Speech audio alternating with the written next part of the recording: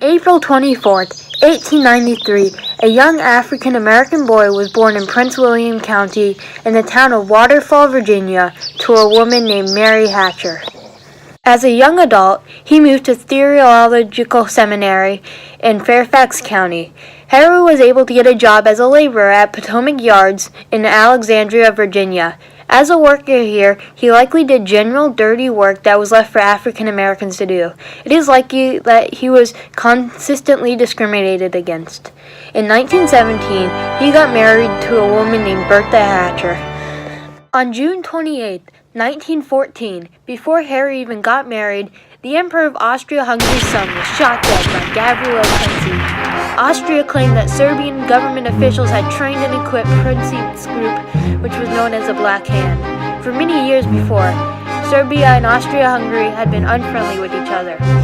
Austria-Hungary decided to use the murder as an excuse to go to war against Serbia. With Germany agreeing to back them, Austria-Hungary declared war on Serbia on July 28, 1914. 3 years after the war's start, in 1917, due to Germany threatening to gun down any ships found off Allied coasts and attempting to turn Mexico against the United States, President Woodrow Wilson felt he had no choice but to enter into World War I. War was declared against Germany on April 6, 1917. States first needed to build an army before they could participate. On May 18, 1917, the Selective Service Act was passed, allowing the federal government to form a national army by creating a draft. African Americans were included in it. By July 5, 1917, Harry had officially registered for the war. He described himself as a tall man with a slender build, black hair, and brown eyes. Harry was officially drafted into the Army on October 26, 1917. He was drafted as a private to the 372nd Infantry of the 93rd Division, organized at Camp Stewart, located in Newport News, Virginia. The 93rd Division was made up completely of African Americans. Due to a need of troops, in a few short months, the entire 93rd Division was sent to France. On April 14, 1918, aboard the USAT Susquehanna, Harry and his division arrived in a whole new world. Until the end of April, the 93rd Division suffered the same fate as most African American soldiers, unloading ships at Montreuil, France, and doing other dirty work that nobody else wanted to do. But once March came around, everything changed. Men of the 93rd Division were soon sent on a train to Condé and Varois, Meuse, where they spent a month doing extensive combat training. After the training, the 93rd Division was put under command of the French's 157th Division. As the U.S. Army was segregated, all African American combat units had to fight with the French. The men exchanged their equipment for the French equipment. They were now ready to fight for their country, and they went into service. They started out on June 6, 1918 by occupying the Argonne sector in France. The army itself called the first few weeks uneventful and pointed out that no sides made any offensive operations. Things got more interesting though. The 372nd Infantry helped defend the valley of Côtes de Folamont, which was a difficult mission because the valley was seriously threatened by a German offensive mission. Besides this, the 372nd Infantry and the 157th Division spent most of their time moving from town to town. The group left the Argonne sector on July 14th and continued moving from town to town. On July 26th, they returned and occupied it again until September 9th, 1918. Once leaving, the next 2 weeks once again remained rather uneventful. However, on the 26th of September, they entered into one of the biggest, longest, and most important battles of World War I. It was time for the Battle of the Meuse-Argonne. This battle was part of a plan called the Grand Offensive, which systematically pushed back the Germans, whose efficiency was rapidly decreasing. The 372nd Infantry, including Harry, entered into the battle with high hopes. The plan was for the 372nd Infantry, which was under the command of the 157th French Division, to come in and exploit the success of a previous attack done by other soldiers. At 1500 hours on September 26th, the orders to advance were received and the group marched out immediately. At 930 hours on September 28th, they were ordered to attack. Contact with the enemy was reported at 1130 hours.